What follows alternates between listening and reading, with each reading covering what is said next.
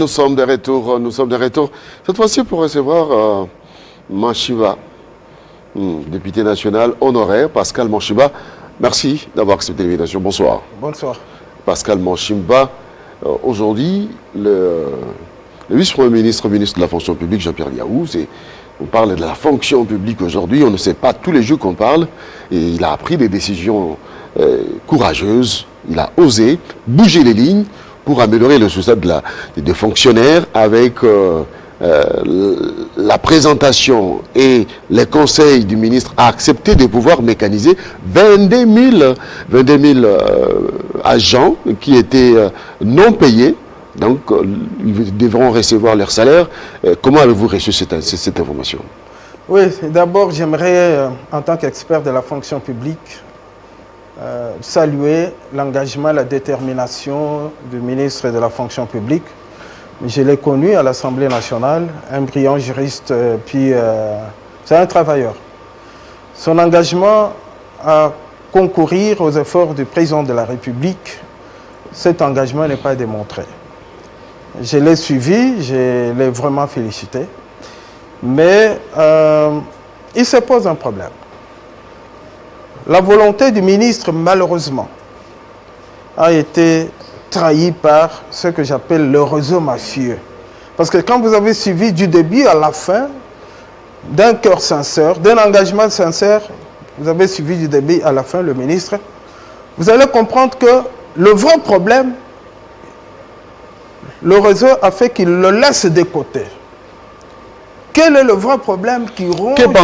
Qu'entendez-vous du réseau mafieux? Oui, vous savez, le réseau mafieux, c'est tout un réseau qui s'est organisé dans la fonction publique, qui opère au niveau du ministère du Budget, au ministère des Finances, au ministère des tutelles, jusqu'au niveau de la banque, et qui détourne chaque mois plus de 50% de salaire, de l'enveloppe salariale de la fonction publique. Et c'est ce réseau qui a construit la plupart des meubles que vous avez sur cette ville ici. Ce réseau détourne beaucoup. D'ailleurs, vous aviez suivi lorsque le président de la République venait à peine de prendre les fonctions, quand il a essayé un peu de menacer, vous aviez suivi le directeur chargé du suivi de la paie, M. Kayembe, crier qu'on avait récupéré des milliards de francs congolais de reliquats de salaire, juste dans les banques. Ce mois après, c'est fini. On n'a plus récupéré ces reliquats-là. Mais ça, c'était juste un chiffre avancé. Mais qu'en réalité, ce sont des millions et des millions qui sont détournés chaque mois par tous ces réseaux-là. Et c'est ce réseau qui prend toujours en étau le ministre. Quand le ministre entre, il est entouré par ce réseau qu'il entraîne toujours sur le même schéma pour se protéger et se pérenniser. Sur quoi basez-vous votre argumentaire? Oui, je suis un expert. Je vous le dis bien. Je vous donne un exemple. Avant de parler de l'exemple, le problème qui ronge la fonction publique, c'est le phénomène agent fictif. Qu'est-ce qu'on appelle phénomène agent fictif? Le phénomène agent fictif, c'est ce phénomène qui est à la base de la désorganisation de la fonction publique, depuis l'époque Mobutu jusqu'au jour d'aujourd'hui. Mais les agents fictifs finiront, mais on mettra fin grâce au recensement biométrique. Non. Les recensements ne servent à rien. Le recensement ne sert à rien parce que... Pour vous? Oui, ne sert à rien, on l'a déjà fait. Et le réseau a toujours envoyé ces gens. Le même recensement a eu à se faire et jamais la question n'a été... L'innovation cette fois-ci est que la personne se présente avec les données biométriques, ce qui n'était pas le cas avant. Mais non, même quand vous parlez de données biométriques, oui, c'est la même chose. La même chose qui a été toujours, la même chose qui a toujours été faite, mais jamais il n'y a eu de solution. La même chose quoi? Oui, ça veut dire que ça se faisait comment? Ce même recensement biométrique et tout ce qu'on raconte. Parce que le phénomène n'est pas simplement... Est-ce qu'on a eu les recensements biométriques? Mais il y a eu. Mais si vous avez bonne mémoire... Avec quelle technique? Si vous avez bonne mémoire... Allez-y. On a donné des cartes biométriques aux fonctionnaires de l'État. Il y a eu une commission qui a été déployée... Mais cette fois-ci, le ministre a dit il y aura le recensement biométrique et les fonctionnaires vont recevoir le carte avec puce et QR code. Vous avez les empreintes Et même l'œil, dès que vous présentez des fois, les systèmes signalent. Vous n'avez pas confiance dans la technologie. Si ailleurs ça marche, pourquoi pas chez nous? Mais ce que le ministre dit, mais nous avons de sérieux problèmes au niveau de la fonction publique. Cette carte-là, il faut d'abord résoudre le premier problème, ça veut dire récupérer l'argent de l'État, boucher tous les trous par lesquels les gens tirent l'argent. Parce qu'on va faire le même travail, nous avons le faux agent. Il y a eu des premiers ministres qui ont travaillé, qui ont verrouillé, bloqué le recrutement, mais qui ont engagé des gens même dans leur village. Chaque ministre qui entre de la fonction publique a eu à injecter les gens de son parti politique, membres des familles, même des gens qui ne travaillent pas. Vous allez dans les banques aujourd'hui, vous avez des gens qui ont des cartes, mais qui ne sont jamais des travailleurs. Mais qui retirent... Ces cartes ne seront pas les mêmes. Parce que nous avons eu la chance d'accompagner le ministre et il a lancé l'opération de récolte des données des provinces dans le fichier des références. Et cette fois-ci, il a impliqué les divisionnaires qui doivent faire le travail. Avez-vous pris la responsabilité de comprendre ce qu'il fait? Ou vous jugez par rapport à ce qui s'est passé dans l'État? Non, je ne juge pas par rapport. Je vous ai dit, je suis en tant qu'expert. Je sais que ce travail, même quand il va le confier au chef de division pour prendre les données, c'est un risque qu'il n'aura pas un bon résultat. Mais qu'est-ce qu'il faut faire? Voilà. Qu'est-ce qu'il faut faire? Le phénomène agent fictif, c'est un phénomène très dangereux. D'abord, c'est un phénomène qui engage tout un réseau bien équipé parce que c'est un réseau qui s'est beaucoup enrichi. Vous faites partie de ces réseaux? Parce que mais si vous connaissez bien, apparemment vous connaissez bien les meilleurs. J'ai plus de 15 ans que je suis sur l'étude. D'abord en tant que journaliste d'investigation, puis 7 ans en tant que député national. Je suis sur le dossier plus de 15 ans. Je connais jusqu'au petit méandre de ce réseau. Mais si j'avais approché le réseau, mais je serais l'homme le plus riche. Parce que le réseau est capable de vous donner le salaire de 5 000 agents. Mais je ne peux pas le faire. C'est pour vous dire que dans ce pays, il n'y a pas qu'Alinguetti. Il y a aussi des petits Alinguetti. Des gens qui sont déterminés, qui savent qu'ils ne peuvent pas trahir la nation. La démarche du ministre, son engagement, c'est sans problème. Mais malheureusement, il est tombé innocemment encore dans les mains du réseau. Le réseau ne va pas le laisser réussir.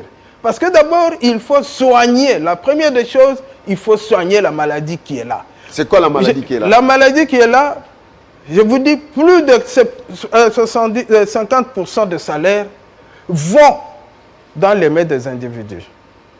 Allez-y comprendre comment le réseau, très méchant qu'il est, va même faire dire au ministre quelque chose qui m'a fait très mal. Le ministre dit, je vais mécaniser 22 000 agents. Ensuite, je verrai comment commencer à payer petit à petit. Pour vous, les 22 000, ce sont des nouvelles unités. On régularise ce qui était là. C'est quoi les 22? Pour vous, l'information des 22, c'est qui? Mais le ministre parle Ce sont de nouvelles unités? Il parle de nouvelles unités. Non, vous n'avez pas la bonne information. Le ministre a régularisé les agents dont les salaires n'étaient pas du tout mécanisés. Il y a des qui travaillent depuis longtemps, mais qui ne sont pas payés. Mais on les appelle des nouvelles unités, qui ont fait 20 ans, 15 ans. C'est ça la réalité. Oui, la confusion est que lorsque vous dites nouvelles unités, on a l'impression que le ministre a recruté des nouveaux agents au sein de la fonction publique. Le ministre n'a pas encore recruté. Voilà. Les nouvelles unités, ce sont ces gens-là qui ont fait 20 ans, 15 ans, 5 ans, sans être Alors, payés. lorsqu'on régularise leur situation, c'est mauvais? Non. Mais d'abord, comment le ministre peut se lancer dans cette histoire? Pourquoi pas? Je vous dis. Pourquoi pas? Je vous explique. La loi dit l'attribution du numéro matricule vaut un salaire. Quand on vous donne le numéro matricule, déjà, c'est un salaire. Et la fonction publique, comment elle calcule son enveloppe? C'est en fonction des numéros matricules. Quand on envoie à l'Assemblée nationale, c'est en fonction des numéros matricules que la fonction publique calcule son enveloppe. Mais vous avez dénoncé ici, vous avez dénoncé qu'il y a eu recrutement sur base de clientélisme. Mais tout les partis politiques qui ont infiltré. Mais tout ça, alors, c'est tout au long tout au Laissez-moi long... poser une petite question. Oui. Quand vous dites que le matricule vaut un salaire, Oui. cela veut dire qu'il ne faut pas régulariser ceux qui ne touchent pas. Mais j'ai dit ceci, suivez-moi d'abord. Je vous suis. Il faut commencer par respecter d'abord la loi. La loi, ça veut dire quoi?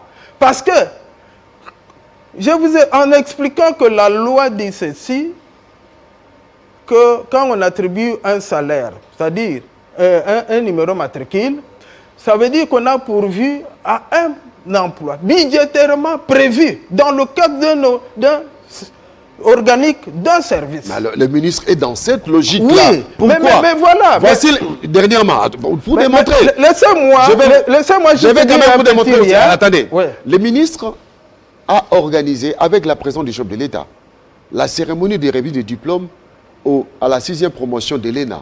Oui. Et ces diplômés ont été directement casés dans l'administration publique. Oui.